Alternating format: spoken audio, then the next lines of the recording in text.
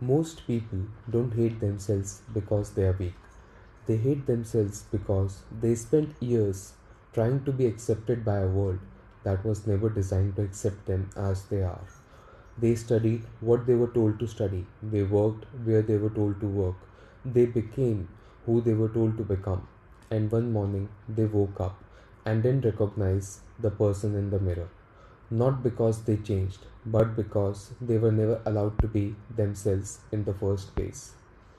If that hit something in you, stay. This conversation is for you.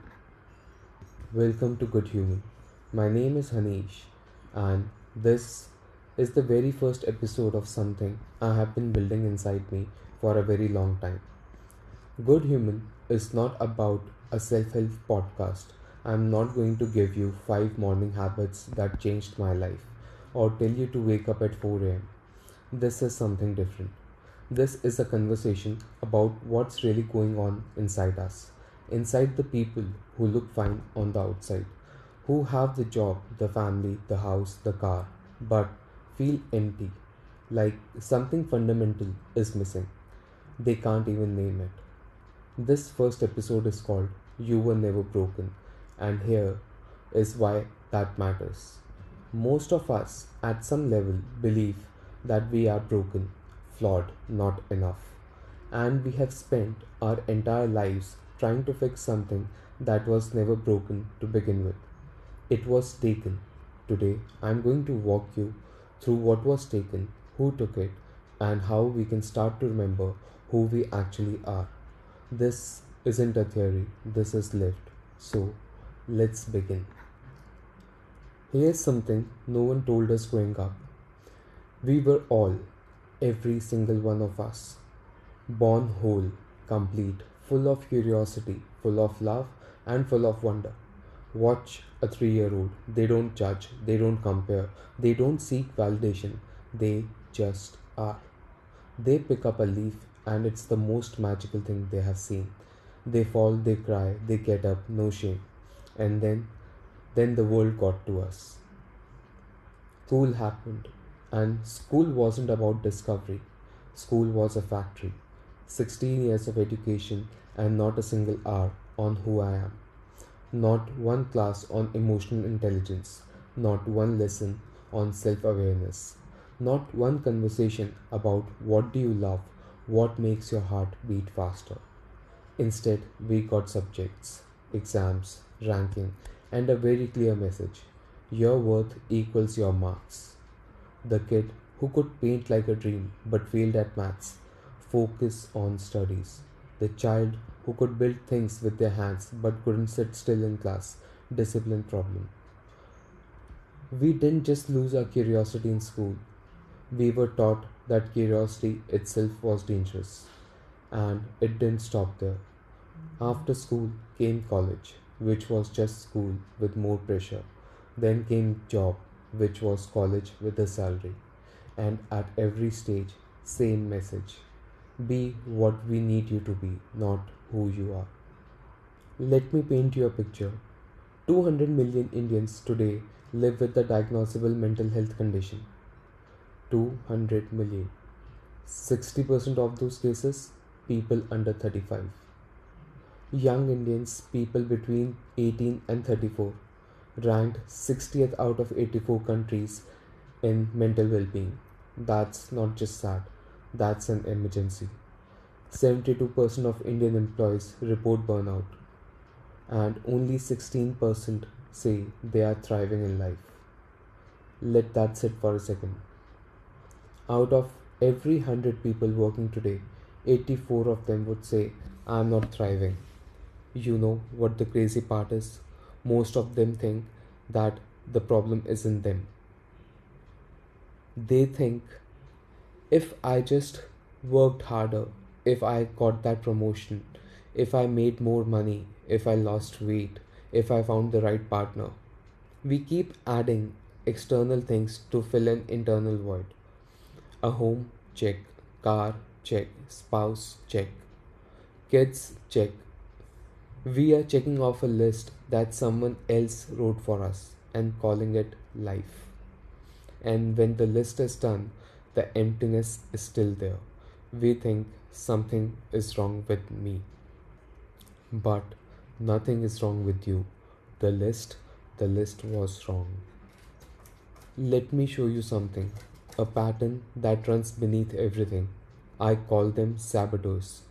And they were planted in us, not by enemies, but by the people and system that raised us. It goes like this. First, judgment. We were judged by our parents, by teachers, by peers. Why can't you be more like your brother? Open a tea stall if you can't study. What will people think?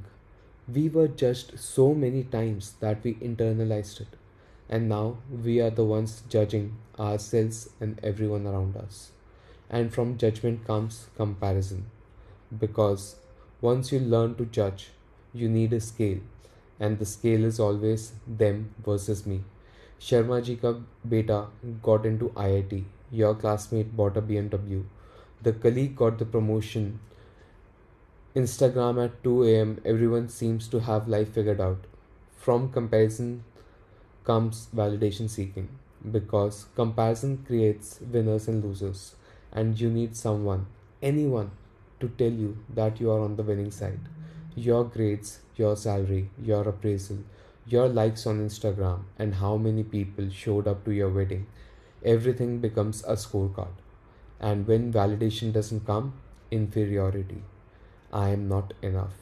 I am not smart enough, not good looking enough, not successful enough.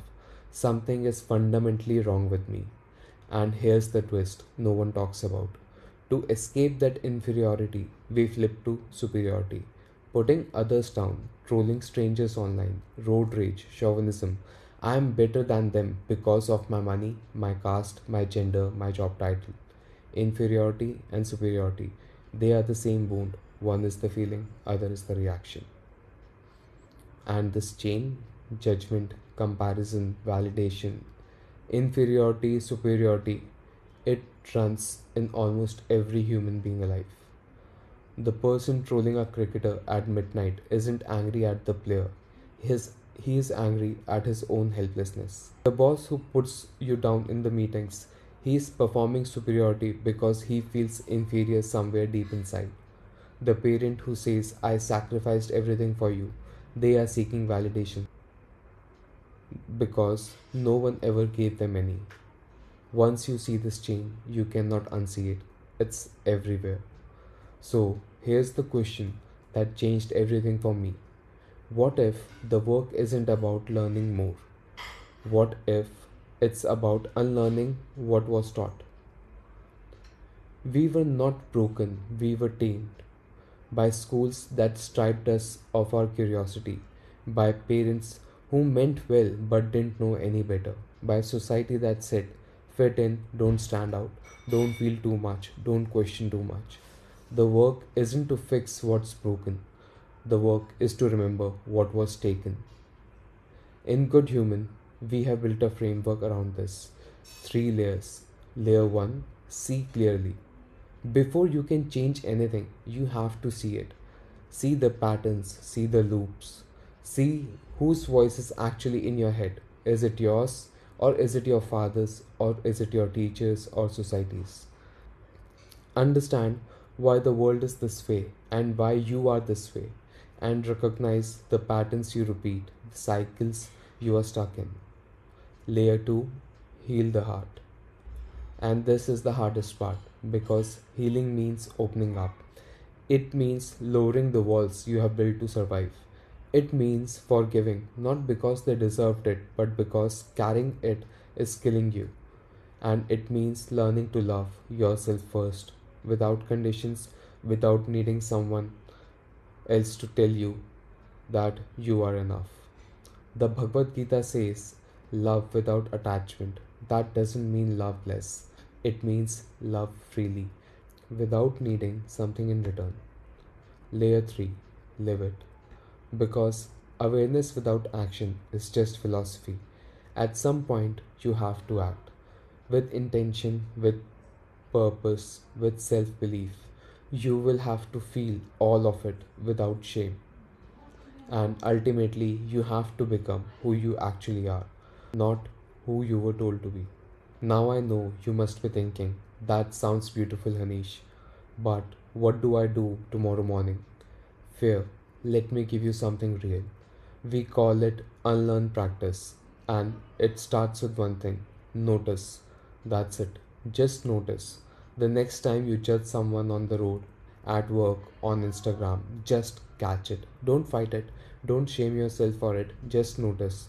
There it is. I am judging. And then ask yourself one question: whose voice is that? Is that your judgment, or is that something you inherited from a parent, a teacher, a culture? Atharva Veda, one of the oldest texts in human history, says first came consciousness, then came duality, light and dark, good and bad. But here's the key: you are not your thoughts, you are the awareness behind them. The thoughts, they are random, you cannot control them, but you can understand what triggers them. You can examine why that thought showed up, and then you can decide, is this thought worth my energy, or is this old programming running on repeat? That's metacognition. It's not a modern Western invention, it's ancient wisdom that we forgot. So here's your first practice this week: just notice one judgment per day, catch it, ask whose voice is that, and let it go. Don't try to change, don't try to fix, just see. Because once you see, you can never unsee. And that's where everything begins. Let me tell you why I'm doing this. I'm not a guru, I'm not a monk, I'm not someone who figured it all out sitting on a mountain. I am a 35-year-old who spent most of his life feeling like something was fundamentally wrong with me. I went through the system, did what I was told: BTech, 13 years of work in tech, leading teams, building products, earning well, really well. On paper, everything looked perfect, but inside I was falling apart. I was reactive at home. I was burning out at work. I was carrying so much pain that I couldn't name, that I started hitting myself. In my worst moments, I didn't want to be here anymore. And the people around me, they tried. Parents tried, doctors tried, therapists tried, but nobody understood me at the depth I needed to be understood. Everything felt surface level. Manage your thoughts, take this medicine. It's a phase. It wasn't a phase. It was 27 years of unprocessed life. And then something shifted. I stopped waiting to be saved. That sentence, no one is coming to save you, it sounds harsh, but for me, it was most liberating thing that I ever accepted. Because once I stopped waiting, I started looking, really looking, into the Bhagavad Gita, into Kabir, into the Vedas, into karma and dharma, into psychology, into myself.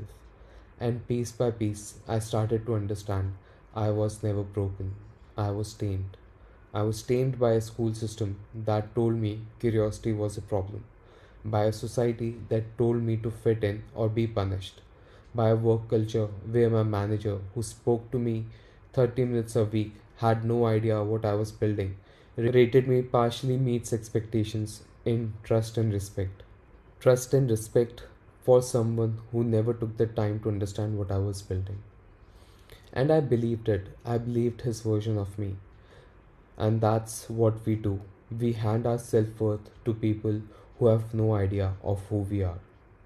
I was earning nearby 75 lakhs a year, but I quit.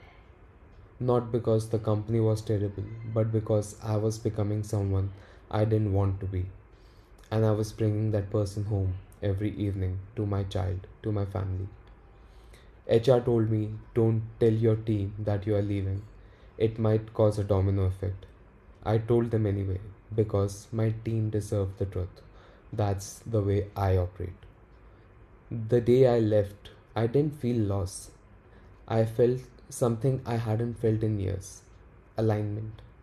And from that alignment, Good Human was born. Not as a business idea, not as a brand strategy, but as one of the things I know to be true. Every human being was born good. Every human being was born whole.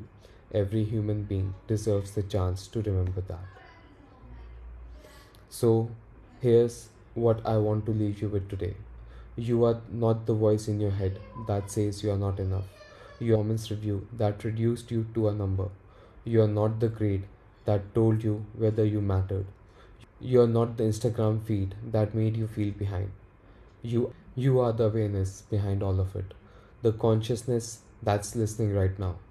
That part of you that heard something in this episode and thought, that's me. That's exactly what I feel. That part, that's real you. And that part was never broken. Here's what I want you to do this week. Just one thing. Catch one judgment. When you see yourself judging someone at work, in traffic, or on your phone, just pause, notice it, and ask, is this my voice or did I inherit this? Don't fix it, don't fight it, just see. That's the first step of unlearning, and it's more powerful than any self help book you will ever read. Write it down if you can. One line. Just, today I noticed. Do that for 7 days, and I promise you, by the end of the week, something will shift. Not dramatically, quietly, the way real change always happens. Bhagavad Gita says, Karmaye vadhikaraste na phaleshu kadachana. You have the right to the action, to the efforts, not to the fruit. Attach your worth to your effort, not to the outcome. You showed up today, you listened, you let something in. That's enough. You are enough. And if no one told you that today, I am telling you now. You are enough. Not because of what you have achieved, but because of what you are. This is Good Human. I am Hanish, and I will see you in the next episode where we go deeper into the chain that runs inside all of us, the judgment, the comparison, the seeking, and what happens when we finally break free of it. Until then, be kind to yourself. That's not a weakness, that's your first act of courage. Take care.